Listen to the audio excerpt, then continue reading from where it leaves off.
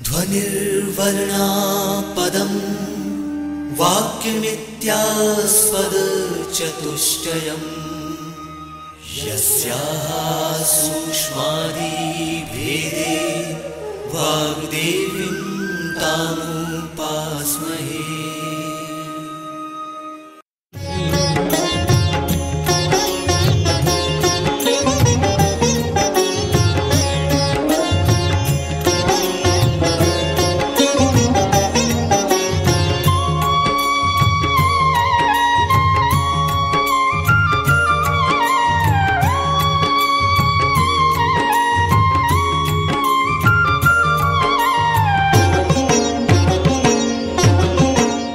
मध्य प्रदेश भोज मुक्त विश्वविद्यालय का इलेक्ट्रॉनिक माध्यम निर्माण और शोध केंद्र EMPRC प्रस्तुत करता है विधि विषय पर आधारित ध्वनि कार्यक्रम बौद्धिक संपदा की संकल्पना और व्यापारिक महत्व।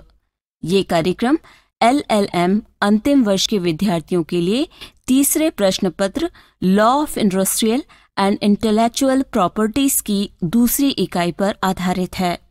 कार्यक्रम के विषय विशेषज्ञ हैं डॉक्टर विश्वास चौहान।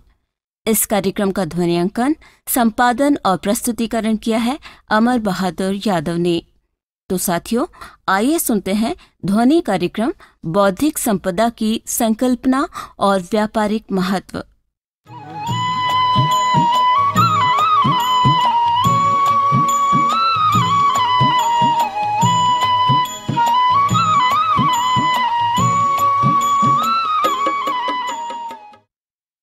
भोज मुक्त विश्वविद्यालय की ओर से आयोजित इस रेडियो कार्यक्रम में हम LLM के सभी विद्यार्थियों का स्वागत करते हैं।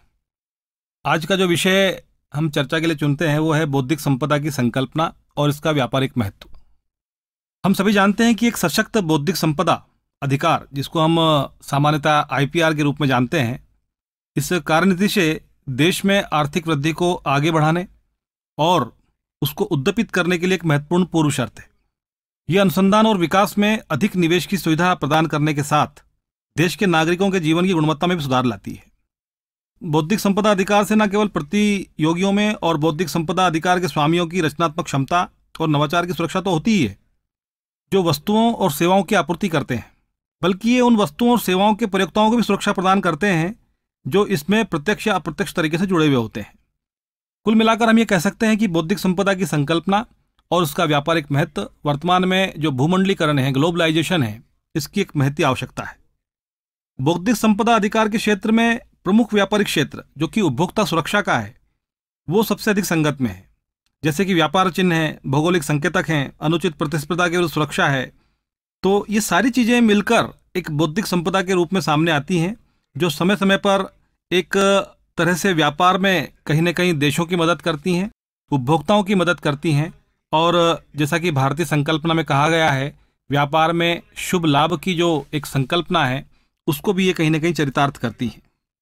बौद्धिक संपदा अधिकार प्रणाली का आधार है कि देश के लोगों को अनुचित प्रतिस्पर्धा से सुरक्षा दी जाए जो व्यापार और कारोबार में बेईमानी की किसी प्रथा द्वारा की जाती है।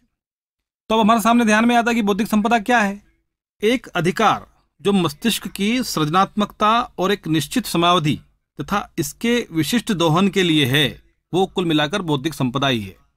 जैसा कि अभी हमने देखा कि हमारे भारत की सरकार ने निर्णय लिया कि हम 100% FDI कुछ क्षेत्रों में लाने वाले हैं, और बाद में जब इस पर विचार विमर्श हुआ तो कहा गया कि भाई ये FDI हम तकनीक के रूप में लाने वाले हैं। तो ये तकनीक क्या है? वास्तव में तकनीक बौद्धिक संपदा है जिसमें 100% विदेशी प्रत्यक्ष निवेश की सरकार की मंशा है। एक जो तकनीक एक बौद्धिक संपदा के रूप में है, ऐसे बहुत सारी चीज़ों को हम यदि मस्तिष्क की सृजनात्मकता के रूप में रखेंगे तो कुल मिलाकर वो बौद्धिक संपदा के रूप में सामने आती है। एक बौद्धिक संपदा अधिकार उत्पादन प्रेरणा से सुरक्षा देता है। बौद्धिक संपदा अधिकार मानव मस्तिष्क की उपज है, इसको हम इस रूप में ले सकते हैं।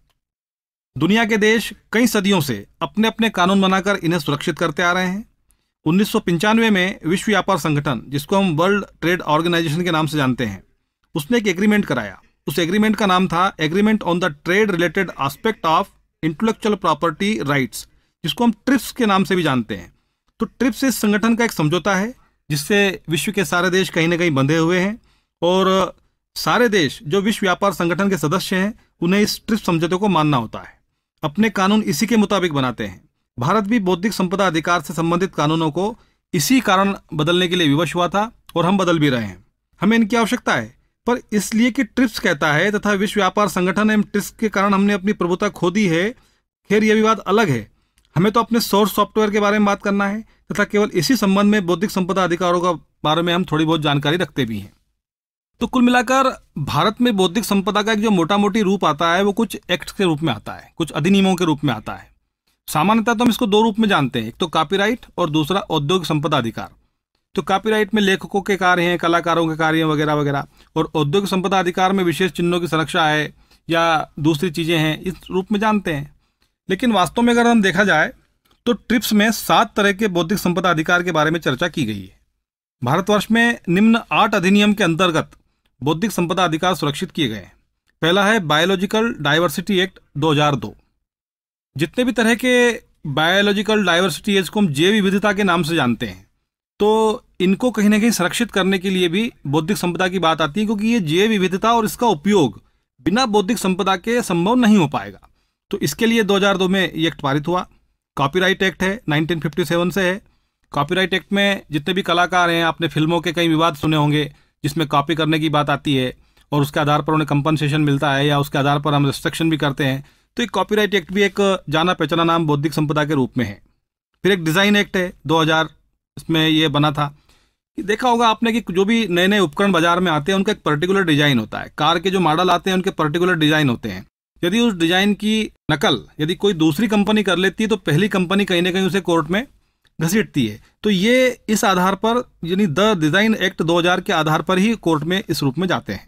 इसी तरह एक geographical indication of good registration and protection act है 99 का। जियोग्राफिकल इंडिकेशन यानी एक पर्टिकुलर भौगोलिक स्थान पर एक भौगोलिक चिन्ह के आधार पर किसी चीजों का उत्पादन करना। उदाहरण के लिए जैसे आगरे का पेठा या हम कह सकते हैं बरेली का सूरमा। तो ये दोनों चीजें ऐसी हैं जो उन पर्टिकुलर जगह पर मिल गई हैं। हम भी जब जाते हैं ट्रेन में तो बताया जाता है कि भाई इस जगह का गुलाब जामुन बहुत अच्छा है, या इस जगह से चंदेरी में जो साड़ियाँ बहुत अच्छी मिलती हैं। अब चंदेरी की साड़ियों के नाम पर कोई बाहर का कोई प्रदेश उस चीज को बेचे तो चंदेरी के लोगों ने अगर geographical indication of good registration and protection act 99 के अंतर्गत अपने उत्पाद का रजिस्ट्रेशन कराया होगा तो निश्चित रूप से इस आधार पर वो दूसरे लोगों को चंदेरी के नाम पर साड़ी बनाने से रोक सकते हैं। इसी तरह के कई विवाद जो हैं इस आधार पर सुलझाए जाते हैं। फिर सबसे महत्वपूर्ण है एक पेटेंट एक्ट 1970 का। पेटेंट एक्ट जो है ये एक तरह से किसी भी इस पर विवाद भी काफ़ी है। भारत में देखा होगा आपने हल्दी का उपयोग बहुत समय से चलता आ रहा है, बासमती चावल का उपयोग, हमारे यहाँ नीम का उपयोग आदिकाल से चलता आ रहा है। लेकिन जब हल्दी और नीम के गुणों की जानकारी विदेशों को हुई तो उन्होंने इस पेटेंट एक्ट के आधार पर उन चीज़ों के उपयोग को और उनसे बने उत्पादों को पेटेंट कराकर रजिस्ट्रेशन कराया। तब भारत सरकार ने विश्व में इस आधार पर बनी संस्थाओं में इस बात को उठाया और उन्होंने सबूत पेश किए कि हमारे यहाँ प्राचीन शास्त्रों में हल्दी और नीम का काफ़ी समय से उपयोग चलता आ रहा है। तो इस पेटेंट एक्ट के आधार पर भी भारत को इन चीज़ों का पेटेंट मिला है। तो ये भी एक महत्वपूर्ण जो है व्यापारिक महत्व की बौद्धिक संपदा कानून है। इसके अलावा एक छठा कानून है the protection of plant varieties and farmers right act 2001। Basmati का विवाद सुना ही होगा, क्योंकि भारत ने अनेक तरह के बासमती चावल की वैरायटी हमने देखी है। कश्मीर से लेकर हमारे यहाँ छत्तीसगढ़ में या हमारे यहाँ साउथ में, जिसको या छत्तीसगढ़ को धान का कटोरा ही कहा जाता है, तो वहाँ के लोग बहुत समय से धान के क्षेत्र में प्रयोग करते रहे और उन्होंने बहुत सारी वेराइटीज़ वहाँ के किसानों ने अपनी विकसित की। अब वो वेराइटीज़ जो कम लागत में अधिक उत्पादन दे देती हैं, ऐसी वेराइटीज़ को फिर दूसरे देश बीज को उनके बेचने और व्यापार लाभ कमाने की स्थिति में आ जाते हैं।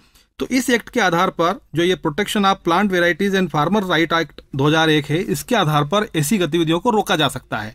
इस रूप में इसका एक व्यापारिक महत्व हमारे सामने आता है। सातवां एक कानून है जिसको हम बोलते हैं semiconductor integrated circuits layout design act 2000।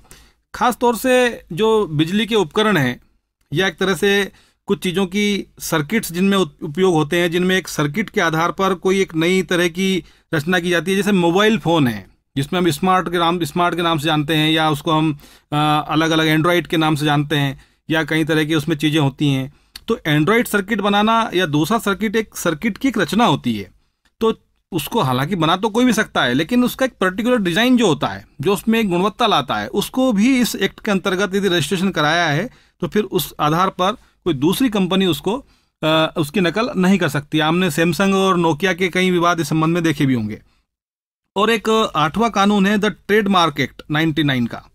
Trademark act में क्या होता है कि हर व्यापारी अपने उत्पादन पर एक चिन्ह लगाता है, जिसको हम व्यापार चिन्ह बोलते हैं। उसको अंग्रेजी में ट्रेडमार्क कहा जाता है। यानी उस चिन्ह से पता चल जाता है कि ये किस कंपनी का है। जैसे कि हमने देखा होगा कि आहूजा के माइक पर एक रिकॉर्ड प्लेयर में एक उसकी डॉग की फोटो है, उसमें झांकता है, यानी उनका वो ट्रेडमार्क हो गया। तो इसी तरह एक पर्टिकुलर जो हमने देखा होगा किंग फिशर का विज्ञापन आता है तो उसमें एक रिदम बजती है, तो वो उनका ट्रेडमार्क है। ऐसे बहुत सारी चीज़ ट्रेडमार्क हो सकती हैं। कोई कंपनी किसी व्यापार चिन्ह को भी ट्रेडमार्क बना सकती है, किसी ध्वनि को भी ट्रेडमार्क बना सकती है, या किसी और रूप में भी अपना जो है व्यापार चिन्ह विकसित कर सकती है। इसके अलावा 2 क्षेत्र और भी हैं, हालांकि ये हमारे यहाँ ज़्यादा प्रचलित नहीं है, लेकिन फिर भी विदेशों में इस आधार पर इनका काफ़ी महत्व, व्यापारिक महत्व है। इसको हम कह सकते हैं ट्रेड सीक्रेट, और दूसरा है कॉन्ट्रैक्ट एक्ट। कॉन्ट्रैक्ट एक्ट के बिना तो बौद्धिक संपदा चलेगा नहीं, क्योंकि कॉन्ट्रैक्ट एक्ट के आधार पर ही सारे व्यापार समझौते होते हैं। लेकिन ट्रेड सीक्रेट एक्ट जो है आजकल, इसका बड़ा महत्व है। ट्रेड सीक्रेट क्या होता है कि कोई कंपनी व्यापार में किस पॉलिसी को फॉलो करते हुए लाभ कमाती है, दूसरी कंपनियां उसको चुराने की कोशिश करती हैं, अपने साइबर एक्सपर्ट को उसके लिए लगाती हैं, उस प्रणाली को हैक करने की कोशिश करते हैं, उसको ट्रेड सीक्रेट एक्ट बोलते हैं। और ख़ास तौर से जो इसमें सरकार से जुड़े हुए जो लोग हैं, उन पर इसकी काफ़ी जिम्मेदारी रहती है इस ट्रेड सीक्रेट एक्ट के आधार पर, क्योंकि सरकार भी कई तरह के व्यापारिक काम करती है, सरकार के भी अनेक तरह के उत्पादन बनते हैं और प्राइवेट कंपनियों के भी उत्पादन बनते हैं। तो कई बार प्राइवेट कंपनियां सरकार के खर्चे से विकसित की गई तकनीकों को चुराने के लिए उनके सीक्रेट को हासिल करने की कोशिश करती हैं। इस आधार पर यह तय किया गया कि एक ऐसा एक्ट बनाना चाहिए, ऐसे कानून बनाना चाहिए जिसमें कहीं ना कहीं लोगों की जवाबदारी तय हो। तो कुल मिलाकर हम कह सकते हैं कि बौद्धिक संपदा की एक संकल्पना और इसका व्यापारिक महत्व आज विश्व की एक महती आवश्यकता बन गया है। खास तौर से हम देखें तो इसकी बहुत सारी विशेषताएं भी हैं। मुख्य रूप से अगर व्यापारिक महत्व के संदर्भ में बौद्धिक संपदा की संकल्पना को कसौटी पर कसें तो ध्यान में आता है कि बौद्धिक संपदा आर्थिक रूप से एक मूल्यवान सूचना है, एक ऐसी सूचना है जिसका कुछ न कुछ मूल्य है। या हम ये भी कह सकते हैं कि बौद्धिक संपदा अधिकार अन्य व्यक्तियों को सृजित सूचना का प्रयोग करने से रोकने अथवा उन शर्तों जिन पर इसे प्रयोग किया जा सकता है को तय करने का वैधानिक लागू अधिकार है। और अगर कोई व्यक्ति ऐसा करता है तो उसमें फिर उसके दंड के भी प्रावधान है। तीसरी विशेषता के रूप में हम इसको बता सकते हैं कि विभिन्न बौद्धिक संपदा अधिकारों को संरक्षण देने के लिए ट्रिप्स एक समान न्यूनतम मानकों और अवधियों का निर्धारण करता है। ट्रिप्स के समझौते के साइन करने के बाद ये बौद्धिक संपदा के आधार पर सारे कर्तव्य और दायित्व सभी लोगों पर बराबर लागू होते हैं। इसमें किसी तरह का ऐसा कोई छूट नहीं है कि कोई विकसित देश है या कोई बड़ा देश है तो उसको इस पर ज़्यादा अधिकार होंगे या कोई कमजोर देश है तो उसे कम अधिकार होंगे। ट्रिप्स सभी लोगों को एक समान तरीके से जो है नियंत्रित करता है।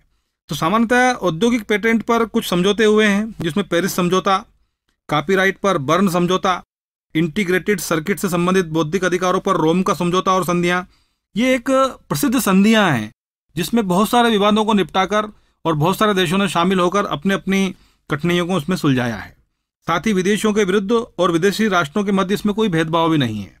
तो ऐसे कुल मिलाकर हम देख सकते हैं कि बौद्धिक संपदा अधिकार एक तरह से अन्य लोगों के अनुचित अधिकारों के समापन की अवधारणा के रूप में भी काम करते हैं, न्यायिक क्षेत्र की अवधारणा के रूप में भी काम करते हैं, और विवाद का समाधान बीच में नहीं आता, बशर्ते कि सर्वाधिक वरीयता प्राप्त राष्ट्र और राष्ट्रीय व्यवहार बौद्धिक संपदा अधिकारों का प्रवर्तन न्यायिक तरीके से करें। तो कुल मिलाकर हम देखें तो बौद्धिक संपदा का एक संक्रमण काल है। 1996 में भारत जो है उदारवाद के आधार पर भूमंडलीकरण के एक दौड़ में शामिल हुआ है और विकासशील देश के रूप में उसने अपनी भूमिका और अपनी जिम्मेदारी को बौद्धिक संपदा के क्षेत्र में बहुत अच्छे तरह से समझा भी है। एक और जहां उसने अपने अधिकारों की रक्षा भी की है, वहीं दूसरी ओर उसने ट्रिप्स समझौते में अपनी मान्यताओं का, अपनी मान्यताओं का और अपनी सीमाओं का भी पालन किया है। और सन 2000 में यदि हम देखें तो प्रौद्योगिकी के क्षेत्र को पेटेंट सुरक्षा उपलब्ध नहीं होती, लेकिन 2005 में मेलबॉक्स और EMRS की शर्त पर यह सुरक्षा उपलब्ध हो जाती है। ऐसी बहुत सारी चीज़ें हमारे सामने आती हैं। LDCS है, उसमें भी इसमें कई तरह के प्रोत्साहन हमें मिलते हैं। तो कुल मिलाकर यदि हम वर्तमान में देखें तो एक तरह से भारत में इसका बहुत अधिक महत्व हो गया है। और ये सारे जो अधिनियम हैं, जिसमें बायोलॉजिकल डाइवर्सिटी एक्ट है, कॉपीराइट एक्ट है, डिज़ाइन एक्ट है, जियोग्राफिकल इंडिकेशन एक्ट है, पेटेंट एक्ट है, protection of plant varieties farmer right act है, सेमीकंडक्टर इंटीग्रेटेड सर्किट है, ट्रेडमार्क है, ये सारे एक्ट मिलके कहीं ना कहीं एक वास्तव में बौद्धिक संपदा के रूप में एक व्यापारिक महत्व वर्तमान में बन गए हैं। और इन बौद्धिक संपदाओं की सूचना के आधार पर एक ऐसा सिस्टम सृजित हुआ है जिसके द्वारा धारक को सरकार अथवा अन्य निकायों के साथ सूचना बांटने के लिए विवश नहीं किया जा सकता। और यदि कोई बौद्धिक संपदा किसी के पास है तो उसके अब सामान्यतः कई चीज़ें हमारे सामने आ गई हैं, लेकिन कुछ सावधानियां भी इसमें रखने की आवश्यकता है। खासतौर से शोधार्थियों को या विधि के विद्यार्थियों को, जब हम कोई डिजर्टेशन बनाते हैं या कोई हम थीसिस लिखते हैं, ऐसे समय पे जब हम कॉपी करते हैं किसी चीज़ को, तो उसका संदर्भ हमें लिखना उचित जरूरी होगा। और एक तरह से यदि हम लेखन के क्षेत्र में आ रहे हैं तो यदि हम उस किसी के कॉपी से या किसी के द्वारा सृजित किए गए किसी ज्ञान से कोई राशि अगर चित्र करते हैं या कोई अनुचित लाभ कमाते हैं, तो निश्चित रूप से उसमें फिर वो संकट में आ सकते हैं, क्योंकि वो एक एक फोटो कॉपी कहीं ना कहीं वर्षों की सजा के रूप में आपको जो है दंड का भागीदार बना सकती है। इस तरह में हम ये देखते हैं कि एक तरह से बौद्धिक संपदा अधिकार का क्षेत्र जहाँ एक और उपभोक्ता सुरक्षा के लिए संगत है, वहीं वह जो कंपनियां हैं, उत्पादक हैं, उनके लिए भी सुरक्षित है। और उत्पादनों की गुणवत्ता, उत्पादनों की एक तरह से क्वालिटी, इन सारी चीज़ों में कहीं ना कहीं एक व्यापारिक महत्व के रूप में आज बौद्धिक संपदा कहीं ना कहीं विकसित हो गई है। और बौद्धिक संपदा के संबंध में जब हम परीक्षा की तैयारी के इस विषय को लेकर करते हैं, तो खास तौर से इसमें जो पेटेंट एक्ट है उस पर 1 या 2 प्रश्न हमेशा पूछे जाते हैं, और कॉपीराइट एक्ट पर भी प्रश्न इसमें पूछे जाते हैं, और बाकी एक्ट्स भी हमें इसमें तैयार करने की आवश्यकता होती है। और बौद्धिक संपदा को अगर आपको पढ़ना है विषय को, तो इसको पढ़ने के लिए सबसे पहले एक टेबल फॉर्म के रूप में इसको डेवलप कर लो।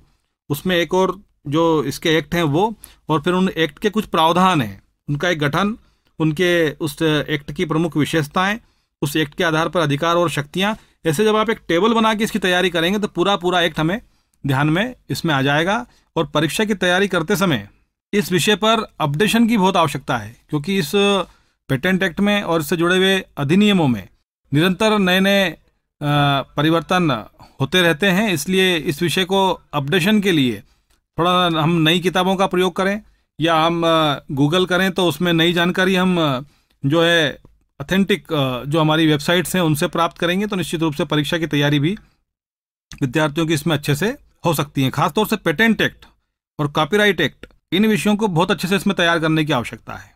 निश्चित रूप से आज के इस अध्याय से आपको कई तरह की नई जानकारी प्राप्त हुई होंगी। अगली बार हम एक नए विषय के साथ चर्चा करेंगे। धन्यवाद।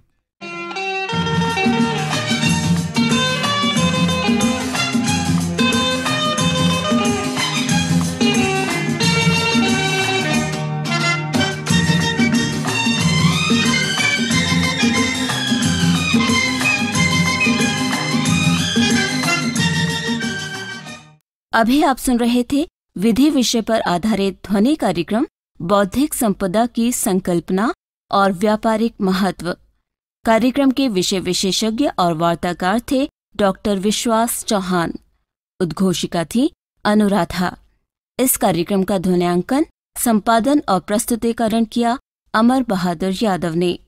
ये ध्वनि कार्यक्रम मध्य प्रदेश भोज मुक्त विश्वविद्यालय के इलेक्ट्रॉनिक माध्यम निर्माण और शोध केंद्र EMPRC द्वारा निर्मित किया गया।